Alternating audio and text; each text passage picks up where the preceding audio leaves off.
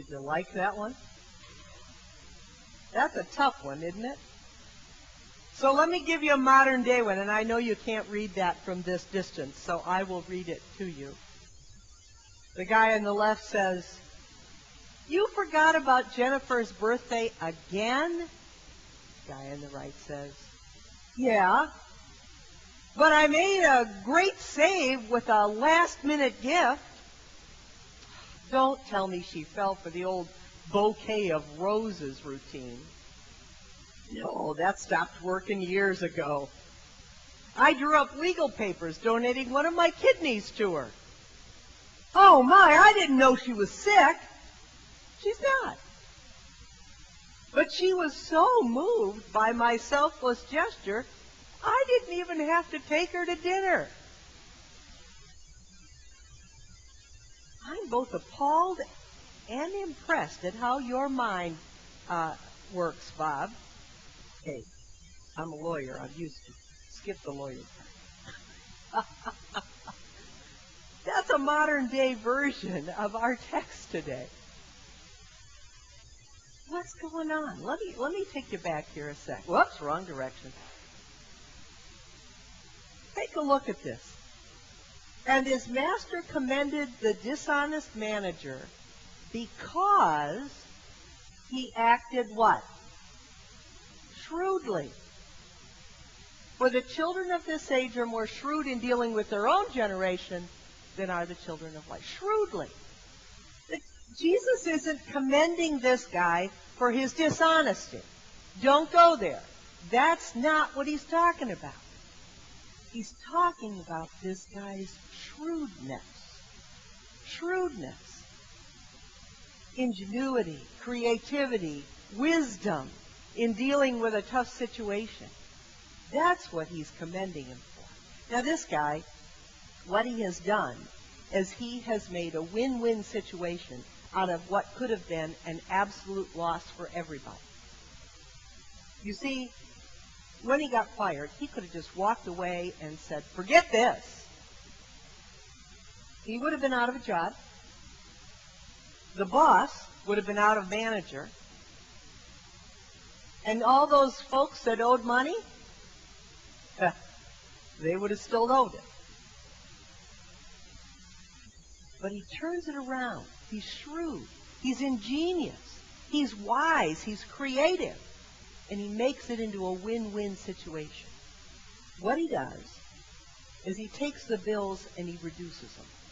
Now, some scholars think what he's doing is reducing his own profit margin. You know, these managers were allowed to add a little on for their own personal commission to all of the bills that they sent out on behalf of their boss. So maybe that's what he did. I don't know that. And that's kind of a secondary thing here. I think what's really important is that he turned this situation from a losing situation to a winning one.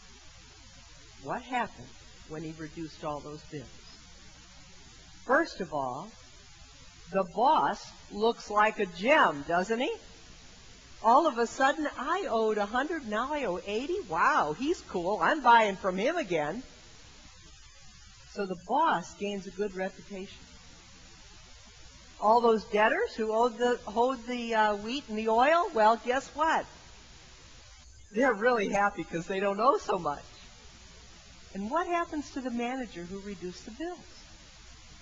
He earns a good reputation and a lot of friends. So that when he doesn't have a job anymore, he's at least got some friends who will think, "Man, he did that wonderful thing for me." Well, and then he got fired, yeah, so. But think about how shrewd that was on his part, how wise that was in his thinking, how creative, how ingenious it was for him to turn that situation from a bad one to a good one. And then Jesus says, "For the children of this age are more shrewd in dealing with their own generation than are the children of light." Boy, talk about a slap upside the head. Jesus is looking at, you know who those people are, by the way? The children of this age? That's the culture, the people of the world. Who are the children of light? They're the followers of Jesus. And what he's saying is, look, guys, They're really smart out there. They're ingenious. They're shrewd. They know how to take a bad situation and turn it into a good. They know how to take a falling company and turn it around. They're ingenious. They're creative. They think outside the box to take a bad situation and turn it into a good one.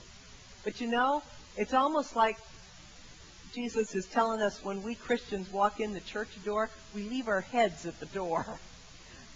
Because so often, we just in the church don't think that way. We don't think shrewdly. And Jesus, I think, is challenging us. Now, remember, he's not praising the dishonesty of this guy. He is praising his creativity, his ingenuity, and his wisdom. Could we do that? Let me give you an example. In the news this week, two stories from the news. Brian Holloway. Who is he? Anybody know? Come on, all you football fans. All right, Mary Ellen, you've got to tell them. Patriots. She has trouble saying that one. He's a former lineman for the New England Patriots, now retired. He has a home in the Albany area, and during the Labor Day weekend, he took a trip to Florida, leaving his palatial estate empty. Well, somewhere between 200 and 400 teenagers decided this was a great opportunity to have a party at a mansion.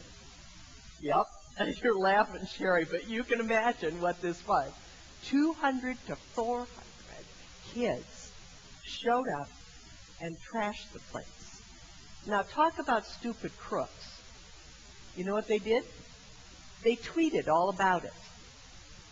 And so this, Holloway's in Florida, and he's looking at his phone, and he's going, "That's my house." Now, he could have done any number of things. He could have called the police, turned them in. He could have prosecuted them to the hilt, you name it. Let me read you a quote from the article. What would you have done, by the way? Interesting question. Here's what he did. He said, "Damage can be repaired, stolen things can be returned, but we've got to do something about these kids. Damage can be repaired, stolen things can be returned, but we've got to do something about these kids." And so he has invited all of us to go to Help Me Save 300. He apparently picked the number in between the estimates of 200 and 400. HelpMeSave300.com.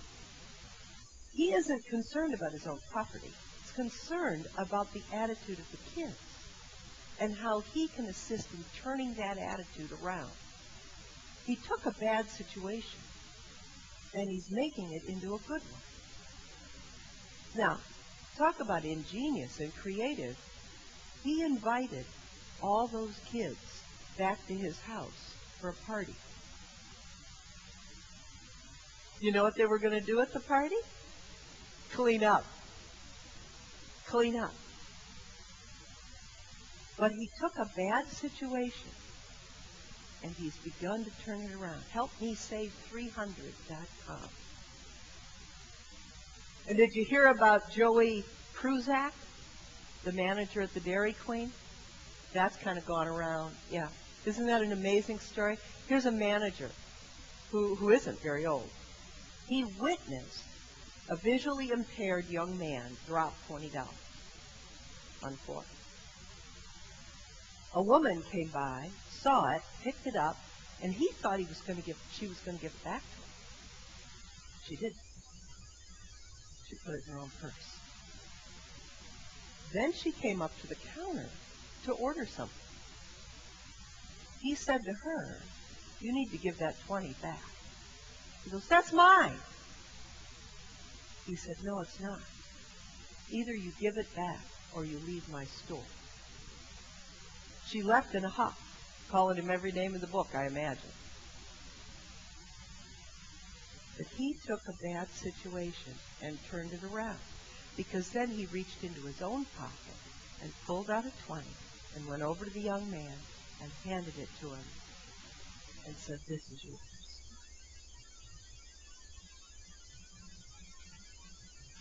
Shrewd, don't you think? Creative, ingenious, wise. Now, I don't have a clue if Brian Holloway or Joey Pruzak are Christians. I have no clue. Now, I assume Joey is. He's from Minnesota. He must be a Lutheran. But one never knows for sure. But imagine what would happen if we in the church used that kind of shrewdness, that kind of creativity and ingenuity to do the ministry of Jesus Christ in the world.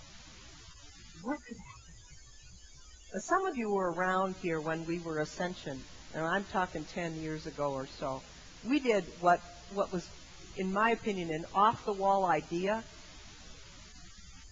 We called it Halloween evangelism. Who would guess? All those little ghosts and goblins wandering around your neighborhood. Imagine doing evangelism on Halloween night. Here's what we did. Now, I can't claim this one because this is one I read about somewhere, and a bunch of people said, "That's cool, let's do it." So we did. We bought a whole bunch of suckers. We put little labels on them, inviting kids to Sunday school at then Ascension Lutheran Church. And where are we located, you guys? But in the middle of a residential neighborhood, right? At the end of a street where kids are going to cross the street and go back down the other side.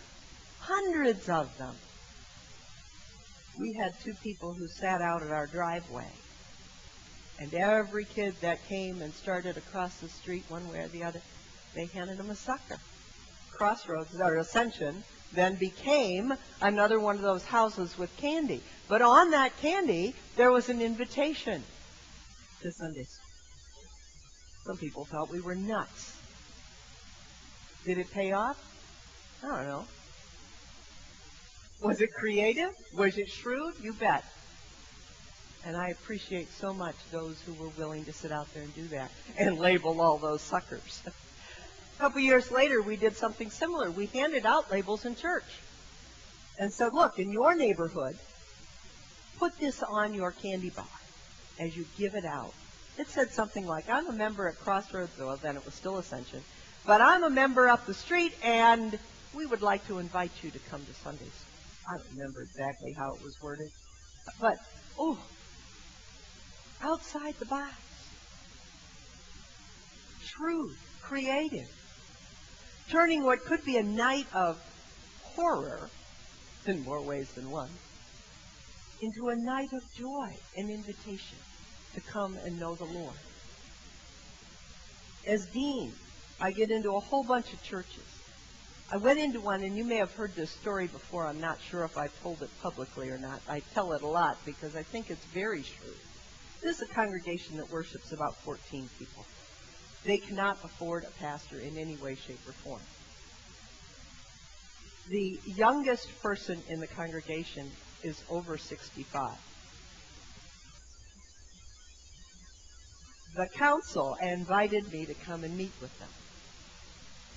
And I walked in and basically said, "So tell me the story. What's going on?"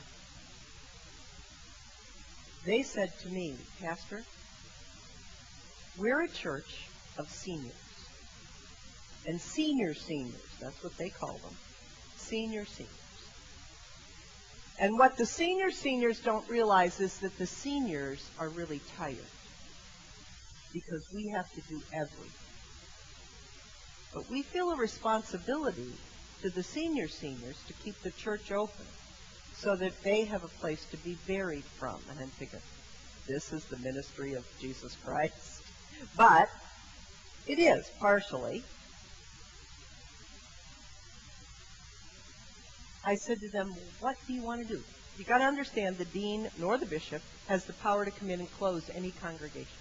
That's up to the congregation. And so they said to me, "Well, we just don't know. We probably ought to close our doors. So we talked about some options. They could, go with some of our ecumenical partners. There's a couple other Lutheran churches not far from them. They could merge or consolidate with them. And they just kind of shrugged their shoulders. And finally, one of them said to me, Pastor, this is a really off-the-wall idea, but I want to know what you think of it. What if we were to sell our building and buy a bus? I'm thinking, well, where's this one going? Her idea was to sell the building, use the money, buy a handicap-accessible bus, and they would stay together as a congregation, just a congregation without a building, but a bus, in which they would go around every Sunday morning, pick up all their seniors, and take them en masse into another Lutheran congregation where together they would worship as a congregation within another congregation. Then they would take everybody home, and then they'd park the bus at the other congregation and give them the keys to use it during the week for whatever ministry they wanted. Off the wall, shrewd, ingenious, creative, wise? You bet. You bet. Unfortunately, they still own their building and they don't have a bus. They had a good idea, though. An amazing idea that I've shared with other churches that are struggling. I think that's the kind of shrewd thinking Jesus is asking us to do as individual Christians and as in congregations. Now, I think Pastor Mary Ellen and our church council would agree with me when I say this publicly, that we are what we would call a permission-giving congregation. If you have an off-the-wall, crazy, shrewd, ingenious, creative idea that is consistent with the ministry of Jesus Christ, which is consistent with the mission of Crossroads Lutheran Church, and will not land you in jail, we will happily give you permission to go about that ministry. Notice the first two, though. If it's consistent with the ministry of Jesus Christ and the mission of Crossroads, and won't land you in jail, please ask. And don't expect us to do those creative things all alone. We'll be happy to support you and encourage you. But if you've got an off-the-wall, shrewd idea, lift it up. Let's talk about it. I mean, Halloween evangelism isn't exactly on the top of people's lists. Becoming a bus church isn't exactly what we would think of, and we think of the Church of Jesus Christ. Could they work? Yeah, they could. And I think Jesus commends this guy in our story today, not because of his dishonesty, but because of his creative, ingenious, shrewd thinking. And what he is telling the disciples and telling us is we need to put those same kinds of shrewd thinking caps on when it comes to who we are as Christians and who we are as a church. It's a challenge. I know. It is a challenge. But all of us need to hear this text once more in the 21st century, because it pushes us to think outside the box. And the fact that Jesus was even here was evidence that God thought outside the box. Who would have guessed that the way for us to understand God's great love and grace for us was that he would send his son to become one of us? How outside the box was that? How shrewd was that? So that we might understand more fully, because he walked among us. And we too need to put those shrewd thinking caps on when it comes to our own personal discipleship and our discipleship as a church. So may we be known as a shrewd congregation. Amen. not a dishonest one.